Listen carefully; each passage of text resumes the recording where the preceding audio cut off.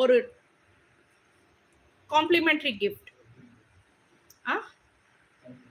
Complementary gift, ஒரு token of love, அவ்வளவுதான். நான் கிஃப்ட் கொடுக்கறது, கிஃப்ட்ன்றது நான் சொல்ல மாட்டேன். ஏன்னா கிஃப்ட்ன்றது வந்துட்டு பிஸ்னஸ் பண்றவங்க யாருமே அந்த வேர்டை யூஸ் பண்ணக்கூடாது ஆக்சுவலா. ஏன் சொல்றேன்னா, ஸோ எல்லாமே ஒரு விதத்துல இப்போ நான் கேட்குறேன்னா நீங்க ஷேர் பண்ணுங்க, லைக் பண்ணுங்கன்னா அது அதுல வந்து எனக்குமே அதுல பெனிஃபிட் இருக்கு இல்லையா? ஸோ அதனால வந்துட்டு கிஃப்ட்னு சொல்லக்கூடாது.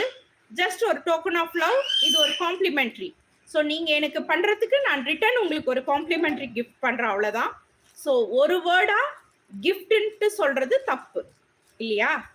ஸோ என் நாலேஜ்க்கு எனக்கு நான் இந்த ஆன்லைன்ல வந்து நான் கொடுக்கறது எல்லாமே கிஃப்ட்னு நான் சொன்னதே கிடையாது இது வரைக்கும்.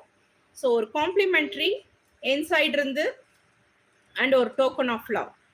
ஓகே, ஸோ நாளையிலேருந்து பர்ச்சேஸ் பண்ணுறவங்க அண்ட் ரெகுலராக லைவ்ல வந்துட்டு லைக் பண்ணுறவங்க ஒரு காம்ப்ளிமெண்டரி கிஃப்ட். ஓகே,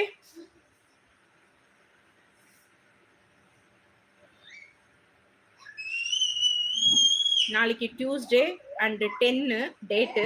ஸோ ரொம்ப ஸ்பெஷல்.